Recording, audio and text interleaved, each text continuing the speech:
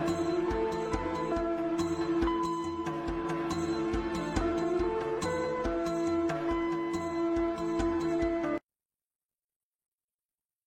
queridas amigas, queridos amigos, sejam bem-vindos e bem-vindas. Esse é o canal do YouTube do projeto Nas Pegadas de Paulo de Tarso. Com muita alegria que estamos aqui mais uma vez para divulgarmos os estudos que estamos fazendo da China Antiga neste ano 2024. Se você está chegando pela primeira vez no canal, vai na playlist aqui desse canal, lá estão os estudos do ano passado e dê uma olhada, faça uma maratona. E se você gosta do conteúdo, acha que o conteúdo faz sentido para a gente poder utilizar nas nossas vidas, no nosso dia a dia, se inscreva no canal, deixe aí os seus comentários, compartilhe com a sua rede social, envie para outras pessoas que você possa conhecer e que também tem a mesma apreciação desse conteúdo. E já vamos aqui compartilhar os nossos estudos deste livro. Então, estudos iniciáticos, projeto de estudos iniciáticos, escolas iniciáticas do passado. Muito bem, China Antiga.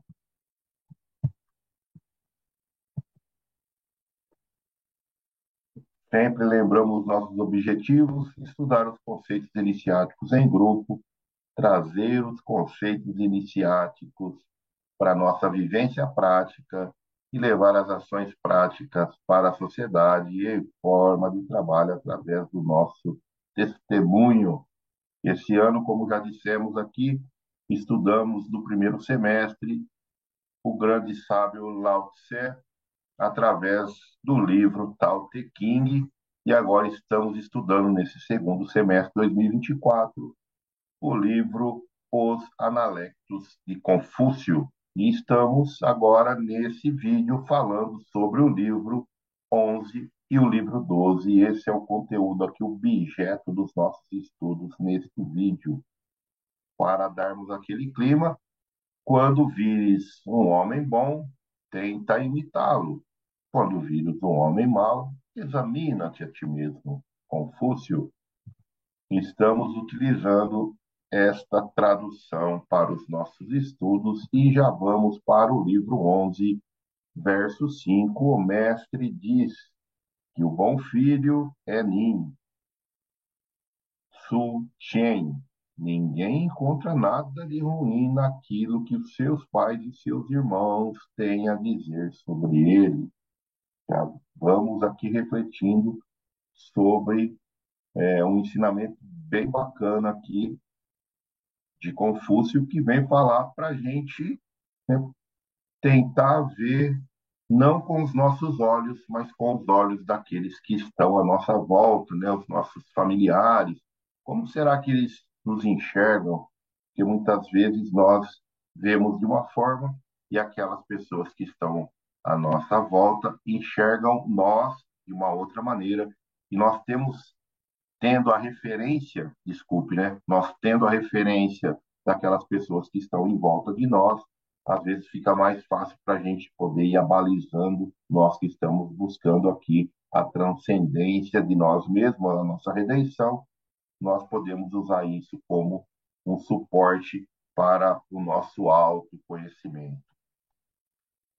No verso 7 do livro 11, Shin Kan-tsu perguntou qual dos seus discípulos tinha sede de aprender. Confúcio respondeu: havia um chamado Yu, quem tinha sede de aprender, mas infelizmente o tempo que lhe foi concedido era curto e ele morreu. Agora não há ninguém. E aqui fica uma reflexão para os nossos dias, né? Daquilo que nós, pelo menos eu vou falar por mim, que eu entendo que é mais precioso, que é o meu tempo de existência no planeta. Então, essa é a minha moeda mais forte, né? E o que eu estou fazendo com esse tempo, porque pode ser que o tempo também nosso seja um pouco mais curto e não dê tempo de nós, né, aprendermos ou fazermos os nossos projetos. Então, fica a reflexão se eu estou adiando algum projeto, se eu estou adiando as coisas que eu tenho na minha mente para fazer, principalmente de ordem transcendental, né, espiritual, que não tem muito a ver ligado com a matéria, que eu possa tirar, né, que nós possamos tirar aí da gaveta e colocarmos em prática, porque nós não sabemos qual é o nosso tempo de experiências aqui no planeta. E eu trouxe esse versículo justamente para podermos fazer esta reflexão. No verso 12, Shilu perguntou com os seus como os espíritos dos mortos e os deuses deveriam ser servidos. O mestre disse: Você sequer é capaz de servir os homens? Como poderia servir os espíritos? Posso perguntar sobre a morte? Você sequer entende a vida? Como pode entender a morte? E aqui é a lição que Confúcio traz, que eu pelo menos trago para mim, que nós possamos fazer a reflexão, é muitas vezes nós estamos tentando, né, servir, fazer algo para aqueles que a gente não está vendo, né? E até os ensinamentos da, da parte né, do cristão aí do Novo Testamento, da Bíblia cristã, ela vem falando sobre isso para que, né, que nós possamos servir. Se a gente não consegue amar o nosso irmão que a gente vê, como vamos amar a Deus que nós não vemos? Né? E é mais ou menos nessa linha esse raciocínio aqui de Confúcio que vem trazer essa reflexão para a gente que nós possamos, né, fazer, entender, buscar o entendimento daquilo que é palpável primeiro e depois nós irmos transcendendo para aquilo que não é tão palpável assim. E se eu consigo amar, servir, né, conviver com aquilo que a gente vê, vai ficar muito mais fácil de nós podermos transcendermos esse entendimento e irmos também nos relacionando com a outra dimensão espiritual que nos cerca. Livro 11, item 14, o verso 14, o povo de Lu estava reconstruindo o tesouro. Nin Su Chen disse, por que não apenas restaurá-lo? Porque ele precisa ser totalmente reconstruído? O mestre disse, esse homem ou não fala ou vai direto ao âmago da questão. Então, nesse verso que eu tiro aqui de reflexão, é para nós sermos mais assertivos nas nossas falas, né? Temos cuidado com o que nós falamos, sermos também pessoas que consigam ouvir bastante e tentar falar menos, e isso vai nos ajudar muito no nosso autoconhecimento. Verso 16, Su Kung perguntou: quem é superior, Xi ou Shang? O mestre disse: Xi passa do alvo, Shang não chega até lá. Isso significa que Xi de fato é o melhor? O mestre disse: tanto aquele que passa do alvo quanto o que não chega até ele não atingiu o objetivo. E aqui vem a lição: para onde que nós estamos colocando a, a nossa energia, né? Qual é o direcionamento, qual é a meta, o que nós estamos buscando nas nossas vidas, né? Para que a gente possa chegar muito próximo do alvo, né? Tentarmos ser assertivos naquilo que nós estamos buscando como meta espiritual transcendental e também como meta material que faz parte, mas que nós possamos equilibrar essas duas metas, né? Não pensar só no material, mas também equilibrar no pensamento espiritual. Isso é muito importante para o nosso crescimento interior. Verso 20, Su Shan perguntou sobre o caminho do homem bom. O mestre disse: tal caminho não segue os passos de outras pessoas, tampouco é admitido nas dependências íntimas. Então, qual que é o caminho do homem bom? É aquele caminho que nós trilhamos através da nossa própria consciência, buscando sim a transcendência e deixar a nossa consciência tranquila. O caminho bom é o do homem bom, é aquele caminho que nós também aprendemos dentro dos conceitos cristãos, dos conceitos espirituais, que vai falar da gente seguir, né, o guia, o exemplo, o mestre. Então, o caminho bom é seguir os mestres, seguir os exemplos que nos orienta, nos norteia no nosso dia a dia. Se eu tiver alguma dúvida em que caminho seguir, basta eu consultar esses grandes mestres, né? Se nós seguimos o cristianismo, vamos, né, nos apoiarmos em Jesus. E aqui eu que sou espírita cristão, eu sempre vou me apoiar em Jesus, porque ele é o caminho, a verdade e a vida, e é através desse caminho que eu vou buscar a minha redenção. No 21, o mestre diz: se alguém que simplesmente apoia opiniões tenares, tenazes, é um cavaleiro, ou está ele apenas tentando aparentar dignidade? Então, a reflexão aqui é tentarmos ser o mais verdadeiros e transparentes possíveis, nos esforçando, é claro, na nossa transformação, mas tirarmos as nossas máscaras, né? Deixarmos refletir aquilo que nós somos e também mostrar o esforço que estamos fazendo para a redenção de nós mesmos, da nossa transformação, de sermos pessoas cada vez melhores. Esta é a lição que eu tiro do item 21, e no verso 26 do livro 11, Sulu, Sandishi, Yanyu e Kunchiwal estavam sentados com o mestre. Este disse: não se sinta constrangido só porque sou um pouco mais velho do que vocês. Agora vocês têm o hábito de dizer: minhas habilidades não são apreciadas. Mas se alguém apreciasse suas habilidades, diga-me o que vocês fariam. Então, se alguém, né, apreciar nossa habilidade, o que que nós faríamos? E aqui nesse verso ele é bem extenso. Cada um deles vão falando, né, o que que eles fariam com as suas habilidades. E para o nosso vídeo aqui não ficar muito extenso, tiramos essa parte e fica a reflexão para nós, né? De vez de ser para o sentir, pode ser para nós, né? O que que nós faríamos quando as pessoas apreciassem as nossas habilidades, como nós agiríamos, né? Se nós estivermos num cargo de ou numa posição, né, mais elevada do que outras pessoas, como que nós agimos? Essa reflexão que temos que fazer aqui nesse item 26. Agora nós já vamos para o livro 12, item 3. Suma perguntou sobre a benevolência. O mestre disse: a marca distintiva do homem benevolente é que ele reluta em falar. Neste caso, pode-se dizer que o homem é benevolente simplesmente por relutar em falar? O mestre disse: quando agir é difícil, causa alguma surpresa que alguém relute em falar? Aqui é bem interessante esse verso 3 aqui do livro 12, porque Confúcio ele vem trazer a ideia, né, daquelas pessoas que tinham, né, no seu momento histórico, a ideia de só falar aquilo que ele fazia. Então, se ele não conseguisse falar, se agir era muito complicado, ele silenciava, ele não ficava falando.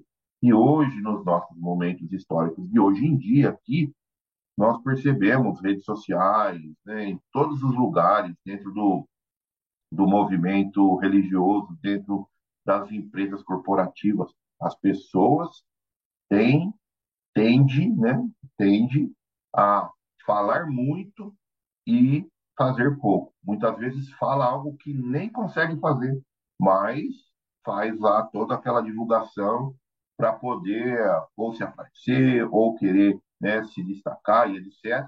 Porém, aqui nós estamos falando de conceitos transcendentais, que nós temos que a cada dia nos esforçarmos em falar o que nós estamos fazendo e fazer o que nós estamos falando.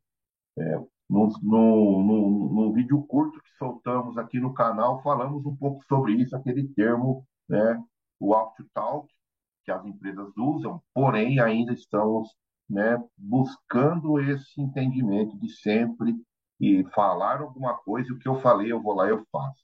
Então, aqui o Confúcio está ensinando a gente, cara, se você não for fazer, não fala, né? E isso não é demérito para ninguém.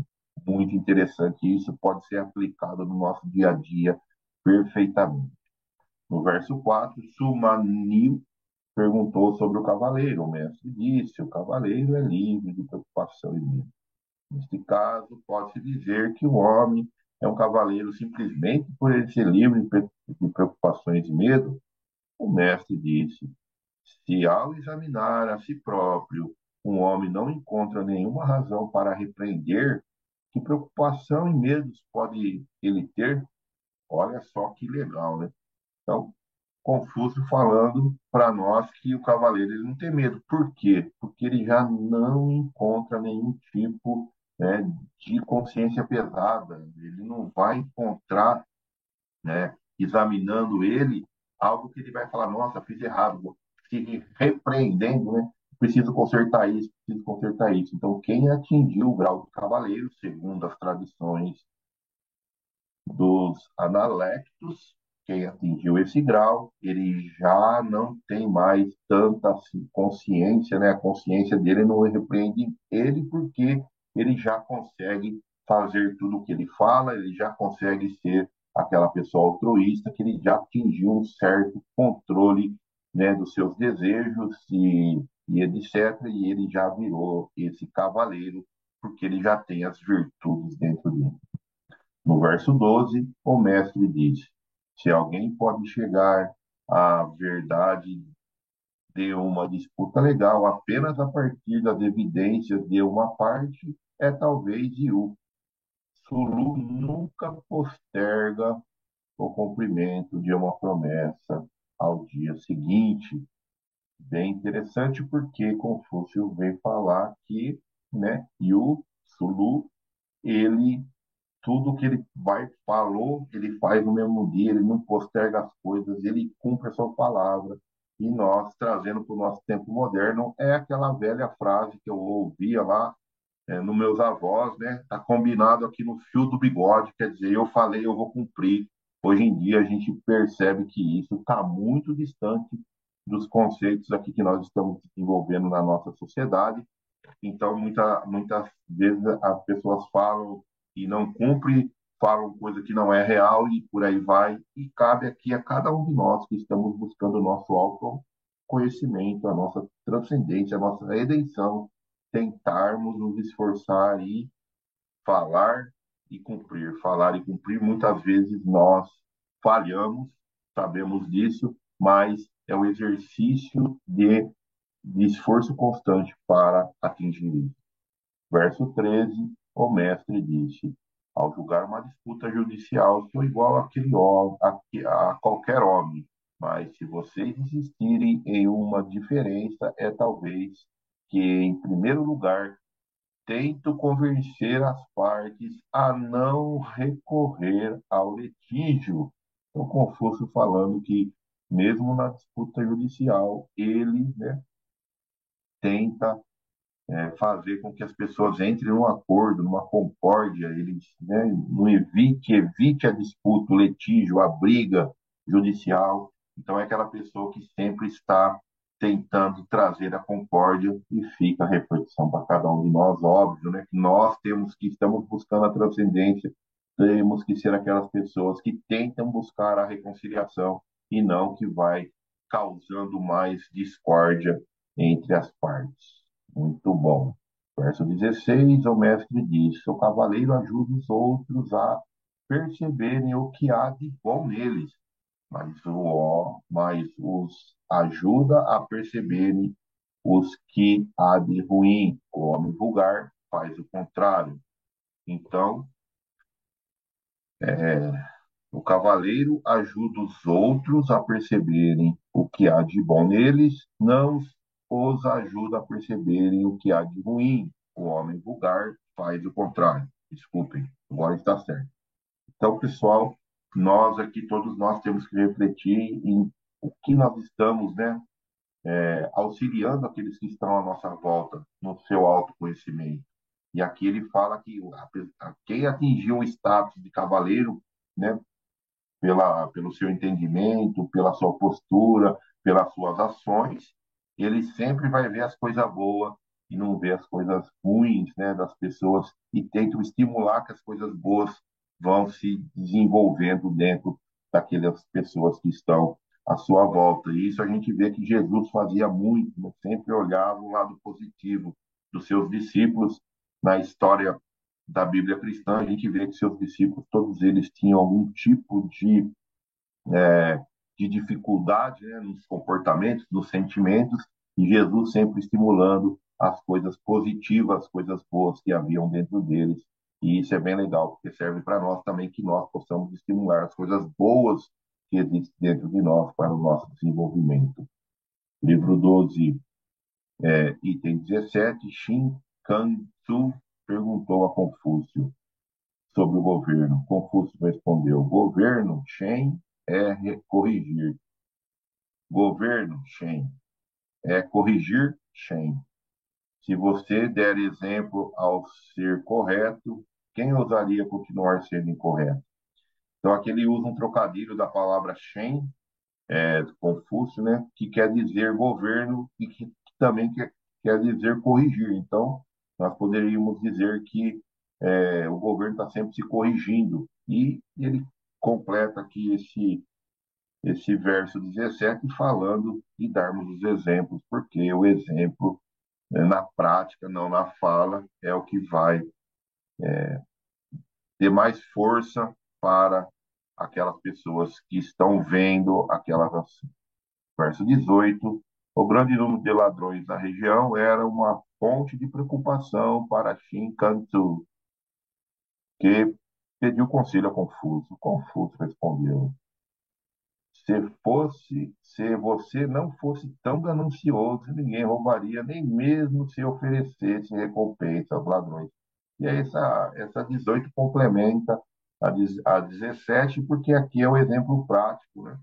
Que ele estava preocupado que tinha muito ladrão, mas esse Shikansu, ele fazia parte do governo e também se corrompia ali, roubando, né? Corrupção, roubando, ou tendo vantagens na, na sua liderança do governo, e aí também o exemplo que ele passa para os outros eu vou lá ter vantagem, todo mundo quer ter vantagem, então o exemplo é muito importante para todos.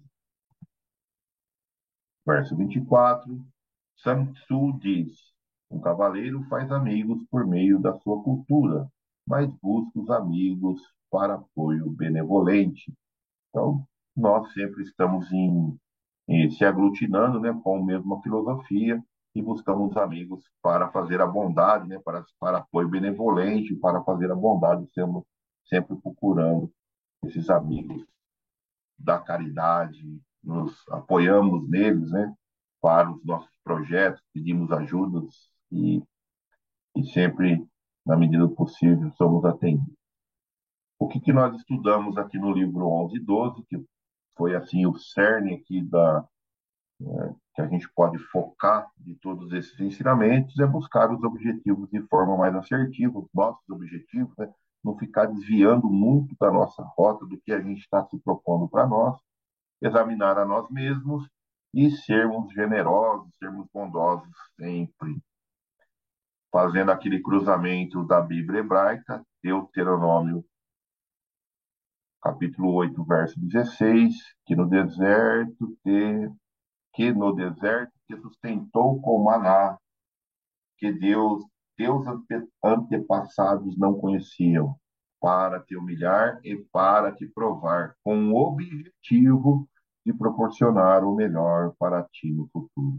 Então, aqui, Moisés falando que Deus vai lá dar o maná, ele, né, dá prova, né, para aquelas pessoas, porque tem um objetivo de melhorar o futuro dos seus filhos. Eclesiastes, capítulo 1, verso 13. Dediquei-me a buscar o entendimento e a usar a sabedoria para examinar tudo o que se faz debaixo do céu. Descobri que Deus deu uma existência trágica à humanidade. Então, aqui a gente vê que nós temos que examinarmos a nós, porém, essa existência trágica, muitas vezes, é o que nós estamos vendo hoje, mas ele é uma visão imperfeita, porque nós somos imperfeitos, né? A nossa existência aqui no planeta é uma existência de redenção, e às vezes vemos, né, as tragédias e achamos que a existência é trágica. Muitos questionam a existência de Deus, muitos questionam a bondade de Deus, por não entender as dinâmicas da corregenda do Pai nas nossas vidas. Provérbio 11:25: quem é generoso progride na vida, quem ajuda será ajudado. Então, que nós possamos ser generosos na vida, sem se prender no fruto da nossa ação, lembrando lá os ensinamentos de Krishna, o Bhagavad Gita, sem se prender no fruto das nossas ações. Então, não esperando nada em troca, mas sabemos que as leis de retorno elas existem toda vez que fazemos uma bondade. Essa bondade fica registrada nas energias cósmicas e um dia, né, sem a gente menos esperar, aquela ação que nós fizemos lá atrás retorna para nós de alguma maneira. E isso também vale para as coisas não tão generosas, né? Então, por isso que sempre as tradições vêm falar para sermos bondosos, generosos, né?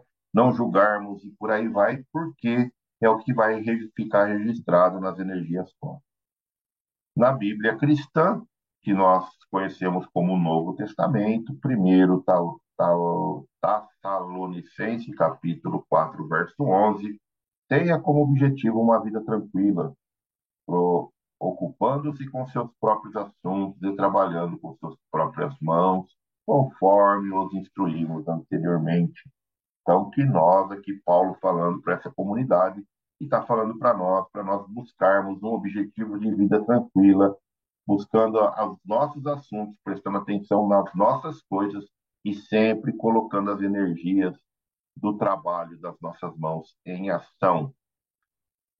Epístola de Tiago, capítulo 1, verso 25, mas se alguém examinar bem a lei perfeita, a qual traz liberdade, e continuar firme nela, não apenas como um ouvinte negligente, mas como um praticante ativo, esse será feliz no que realizar. Então, aqui que nós possamos examinar, né, a nós mesmos, as leis, e se nós estamos firmes buscando o nosso objetivo, né? Indo firmes nesse objetivo que estamos querendo alcançar. Timóteo capítulo, Timóteo capítulo 6, verso 18, que pratiquem o bem, sejam ricos de boas obras, generosos em dar e prontos a repartir. Então, que nós possamos ser generosos em dar e prontos a repartir, que possamos ser bondosos, fazermos a caridade, que está aqui em Timóteo. No Espiritismo, a Gênesis, capítulo 3, o bem e o mal, Deus estabeleceu leis plenas de sabedoria, tendo por único objetivo o bem. O homem encontra em si mesmo tudo o que lhe é necessário para cumpri-las. Sua rota está traçada na consciência e a lei divina está gravada no coração. Muito bonita essa passagem, que é tirada da Gênesis, né, de Kardec, não a Gênesis de Moisés, e é bem interessante para a gente buscar o nosso objetivo, como sendo objetivo as coisas boas, objetivo o bem. No livro Agenda Cristã, capítulo 45, sempre chamados. No Palácio da Justiça, colocar-se-á no lugar do réu, a fim de examinar os erros dos outros. Em todos os ângulos do caminho, encontraremos sugestões do Senhor desafiando-nos a servir. Então, se a gente examinar, né, se colocando no lugar do outro, examinarmos os erros como se fosse o outro, a sugestão vai sempre de ser servidor, né, do mestre, das pessoas, servir. No livro Agenda de Luz, capítulo 37, que tem o título No Lar, Sê afável com os teus, sê gentil em casa, sê generoso onde estiveres. Quando estiveres à beira da impaciência e da ira, perdoa 70 vezes, 7 vezes, e adota o silêncio por gênio guardião de tua própria paz. Então, ser generoso, ser silencioso, né? Perdoar, esta este é o caminho que nos levará à redenção. Aqui nós fizemos um exercício prático. Qual é a minha dificuldade em colocar em prática o que estou aprendendo? Então, aqui foi um momento de partilha lá no nosso grupo de estudo. E o próximo livro, então, para que nós possamos estudar, são os livros 13 e 14, Os Analectos. Vamos estudar esses dois livros dos Analectos.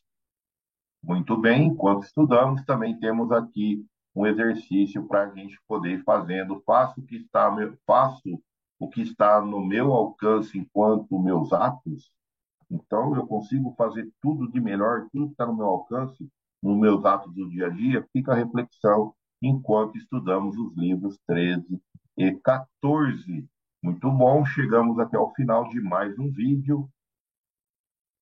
Até o nosso próximo encontro. Gostaria de agradecer demais a todos que estão aqui apoiando o canal, a todos que estão fazendo as coisas, né, que melhorem aqui para nós, que facilitem, né, fazendo aqui aquela vibração positiva, aquela caridade de, às vezes, auxiliar aqui o projeto a se expandir. Meu muito obrigado. Que Jesus sempre possa abençoar os nossos esforços e que todos nós possamos ficar na paz do Senhor bendito. Muito obrigado, grande beijo, pessoal. Até o próximo vídeo. Tchau, pessoal.